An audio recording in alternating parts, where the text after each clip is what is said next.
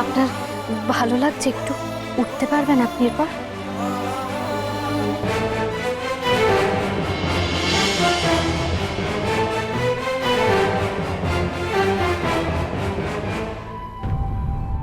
আচ্ছা ঠিক আছে, আপনি আরেকটু জিরিয়ে নিন।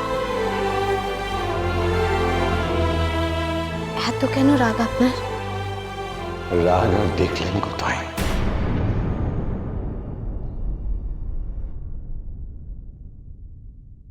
আরো দেখা বাকি ছিল। ইচ্ছে করছিল সব শেষ করে দে, সব অশান্তি সারা জীবনের জন্য শেষ হয়ে যাক। সব ঘেঁটে দিলেন আপনি। আপনার জন্য হলো এইসব। আর এখন নবাব বসু ঠাকুর রাস্তায় বসে হাঁপাচ্ছে। সব দোষ আমারই না? আগ্নেয়গিরি লাভা যদি ঠেলে বেরোতে না পারে তাহলে ভূমিকম্প তো হবেই। আমারও ঠিক সেই রকমই হয়েছে। রাগ শুধু ক্ষতিই করে, সেটা চেপে রাখলেও করে, বেরিয়ে পড়লেও করে। আজকে আমার রাগ হওয়ার যথেষ্ট কারণ ছিল। কমলিকা বসু ঠাকুর যা করেছে তার জন্য উচিত শাস্তি পাওয়ার দরকার ছিল। সত্যি সত্যি উনি অন্যায় করে থাকলে ওনার শাস্তি ভগবান দেবে। কর্মফল ছাড়ে না কাউকে। হিসেবে বিশ্বাস করি না আমি। আমি নিজে শাস্তি দেব, তারপর আমার শান্তি হবে। আপনি ফুটবলের দিব্যি ফিরিয়ে নিন। না, নেব না। নেওয়ার কোনো প্রশ্নই নেই। আপনি কি আবার দেখলেন তো রাগের ফল? হ্যাঁ, এই জন্য ফুটবলের দিব্যিটা থাকবে।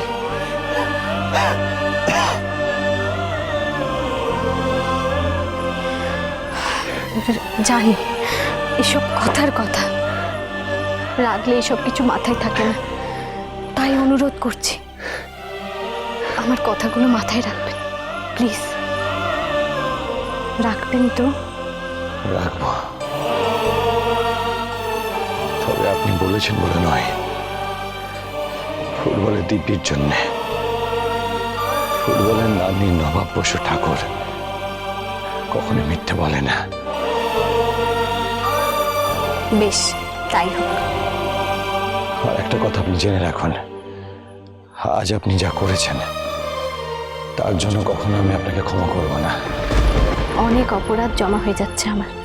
সব সময় বলেন ক্ষমা করবেন না, কিন্তু এটা কখনো বলেন না কি করলে আপনি আমাকে ক্ষমা করবেন। বললে ভালো লাগবে, চেষ্টা তো করতে পারি। কিচ্ছু করতে হবে না আপনাকে। না আপনার সাথে কথা বলতে ইচ্ছে হয়, না আপনাকে সহ্য হয় আমার। ঠিক আছে। আরে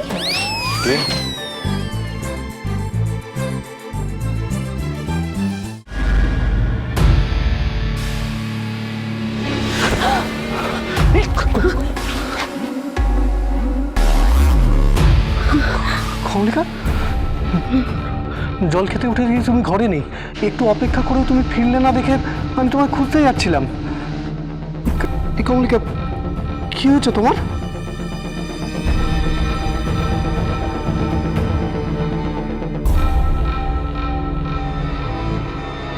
তুমি তুমি ঠিক আছো তো? বলো। এই কমলিকা, আমি সেদিন তুমি লোক পাঠিয়েছিলে অঘটনটা ঘটনার জন্য। কি গো, কি হয়েছে বলো? বড় বৌমা কি বাইরে থেকে এলো? তাই তো মনে হচ্ছে, কিন্তু এই মাঝরাতেও গেছিল কোথায়? কিছু হয়েছে নাকি গো বড় বৌমা? তুমি যেটা করেছো তার জন্য পাড়ার সবার সামনে প্রমাণ করবো তুমি কি জিনিস, তুমি কি করেছো। সবার সামনে তোমাকে ক্ষমা চাওয়াবো, তারপর পুলিশে দেবো। কোথায়? না না, কিছু হয়নি তো আমার। কিছু হয়নি আমার। কি আরে তুমি কি চোখটা মাথায় তুলে হাঁটো? হ্যাঁ, দেখতে পাও না? না, আমি তো তোমায় কমলিকা। কি আমি তোমায় ফালতু ফালতু এত জোরে ধাক্কা মেরে দিলে লাগলো আমার। যাও যাও যাও, আমার ভালো লাগছে না কাউকে। যাও।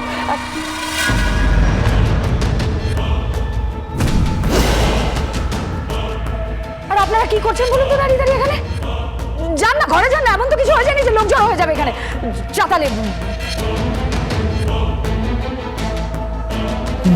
নন্দিনীরা আসার আগে এদের সবাইকে ঘরে পাঠাতে হবে।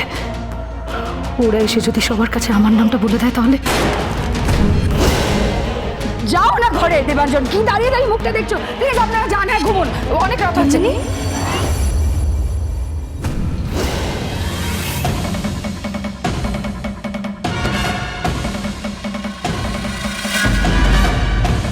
আজকে পাড়ার প্রত্যেকটা লোকের পা ধরে ধরে তোমাকে ক্ষমা চাওয়াবো, তারপর আমার শান্তি হবে। চলো চলো। না না,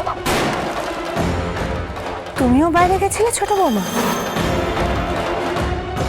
তোমরা দুজন এত রাত্রে কোথায় গেছিলে?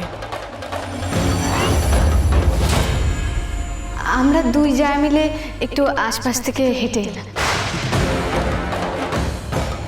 হেঁটে এলে কেন?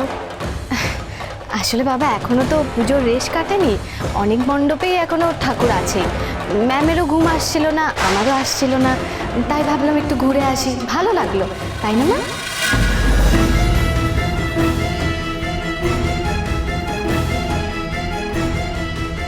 তোমরা গেলে যখন আমাকেও তো ডাকতে পারতে, আমিও যেতাম।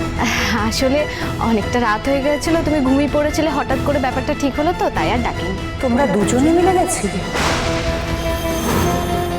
একসঙ্গে ঘুরতে? কিন্তু গিয়ে যেটা মুশকিল হলো, আপনাদের সবার ঘুমটা ভাঙলো। একটু পরে ভোর হয়ে যাবে, যান যান আপনারা একটু শুয়ে নিন, যান।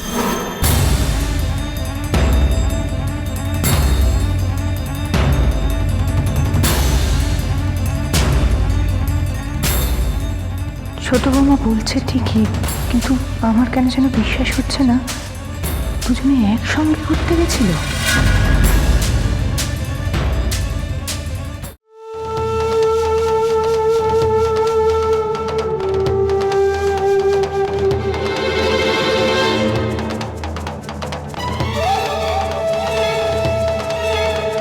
ম্যাম, আপনার মুখটা শুকিয়ে গেছে, একটু জল খেয়ে নিন।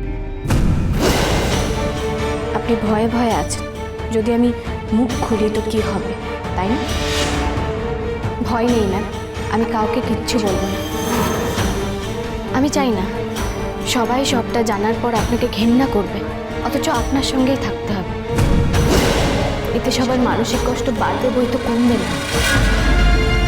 আমি নবাবের সামনে বলেছি, প্রমাণ ছাড়া কোনো কিছু বিশ্বাসযোগ্য না, কিন্তু আমি জানি যা ঘটেছে তাতে কোনো না কোনোভাবে আপনার হাত আছে। আচ্ছা ম্যাম, আপনার এটা কখনো মনে হয়নি যে এত আনন্দ উৎসবের মধ্যে আপনিও সামিল হতে পারতেন? শুধু আপনার ইগো, আপনার সমস্যার জন্য নিজেকে এভাবে দূরে সরিয়ে রেখেছেন। আপনার খারাপ লাগে না? আমার কথা না হয় ছেড়েই দিলাম, কিন্তু এবারের মানুষগুলো, বিশেষ করে বর্দা ভাই,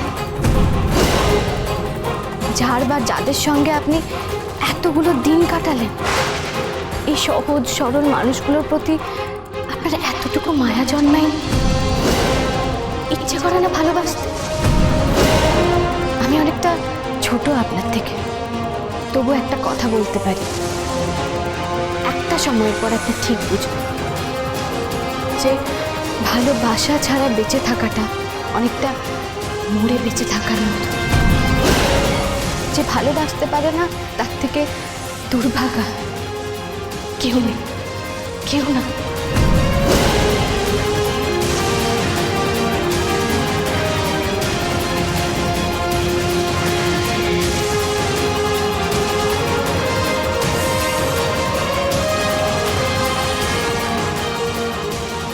যে ভালোবাসতে পারে না তার থেকে দুর্ভাগা কেউ নেই, কেউ না।